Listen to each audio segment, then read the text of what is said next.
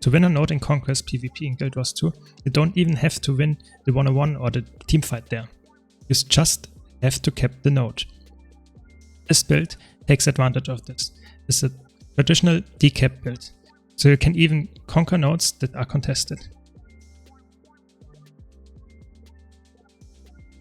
I'm Surma, and let's take a look at this off-meta build. So before I start, I want to say that this is a bunker decap build. So the idea behind this is to get the point even if there's an enemy standing on it, because you continuously knock them off point and then conquer the point even when you are not defeating. So you want to be as tanky as possible and want to have as much knockbacks as you can. Let's start with the gear. You want to run Avatar and Rune of Dolyak with Relic of the Defender for maximum healing. Because you're Guardian, you have a lot of blocks, you get a lot of healing by using this. You can swap Avatar for more damage like Berserker if you really want to, but most of the time you are bunker build, you won't win the 1-on-1, so get as much defense and healing as you can get.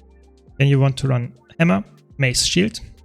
On both weapon sets you want to run Cleansing and Energy, just for the maximum defense.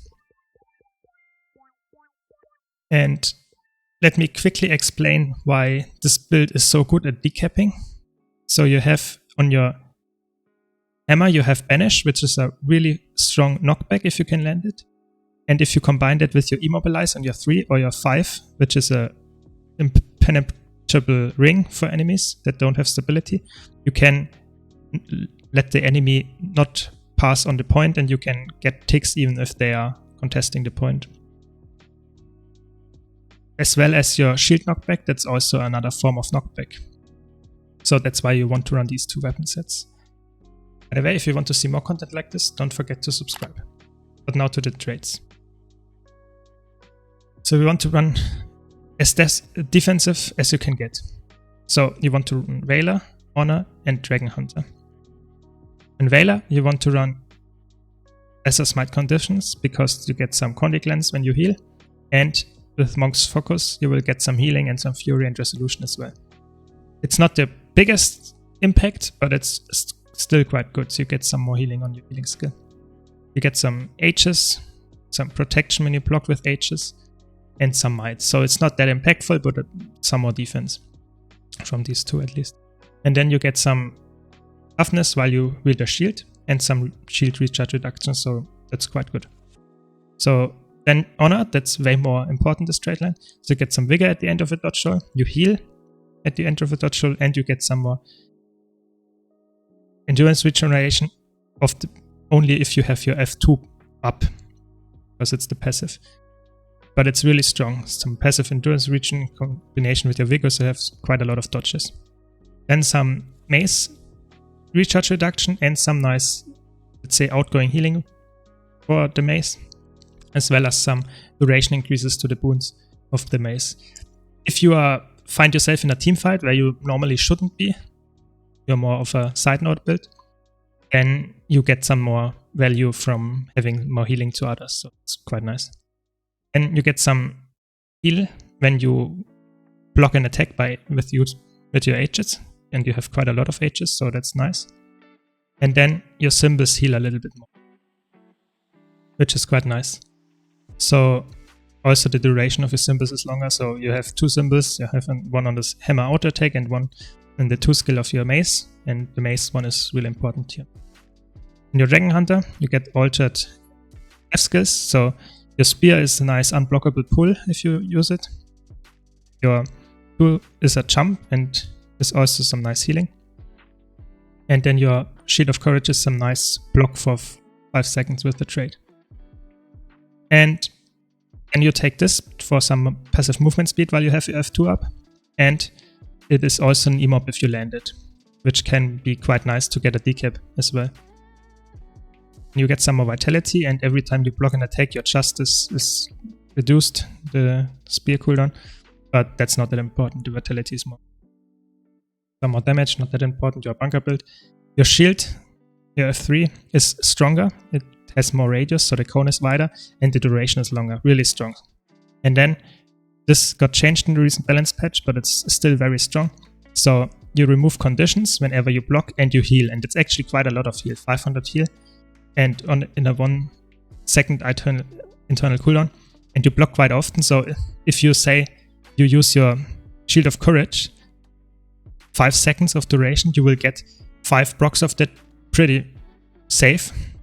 So you get 2500 healing just from using your block, which you would have used anyway. So that's actually quite nice. And you have a lot of H's and stuff, so that you get a lot of heals and Condi glances from this. So don't underestimate this trait, it's really strong. That's it for the traits. By the way, I have to credit Sufish or Stonelaw for this build. At least he's the guy that made me realize how good it is and send it to me, so credits to him. Now to the gameplay loop. So you want to be on your hammer and try to immobilize your target or land your force skill, and then either first eat them up and then banish them, or other way around, just to make sure that you get the decap. And your 2 skill and your 1 skill is not that important. You have some damage and blast, but it's not that strong. The Ring of Warding is really important to, let's say, protect the point from enemies to go on it. If you position yourself correctly, you can deny the enemies for the whole duration if they don't have stability. And then your shield is your defensive weapon set. So you have a knockback as well, but it's also a heal and a, let's say, absorption of projectiles. That's some nice H's in protection here. Here's another block and some protection. And then your really strong heal on your symbol. And that's also very good in a team fight. So you should always spam that, because that's a really strong healing skill. And then you have your heal signet. It's really strong. Passively it removes conditions every 5 seconds and actively gives you a huge heal, almost 10k with your traits, and removes 2 conditions as well. So be aware that this is your very, very important and potent skill. And then you have your Sanctuary. That's the 3rd and last knockback on this build. So you place it on point when the enemy doesn't have any stability, and it pulses knockback. So when someone wants to run on the point, you can deny them. And it also blocks missiles and heals you, so it's a really overloaded skill.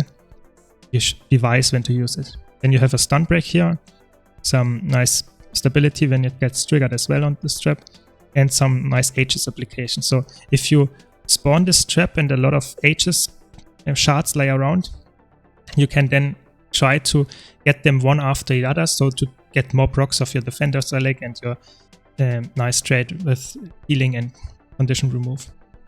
And then it's a panic button of the Contemplation of Purity. When you have a lot of conditions on you or you really need a stun break, you can use this, use some healing, and converts all conditions on you into boons. And last but not least, we have Renewed Focus. So if you're really pressured, you can go 3 seconds of invulnerability, which also resets your F skills, most importantly your F2 for some healing, or your F3 for some nice blocks. Be aware that if you use your F2, you will lose the passive heal, the passive endurance regeneration, and the passive movement speed. So it's a trade-off. So you get healing, but you will lose the passives. And of course, it's also removing Immobilize, and it's a jump, and it's a condition cleanse. So you have some options there.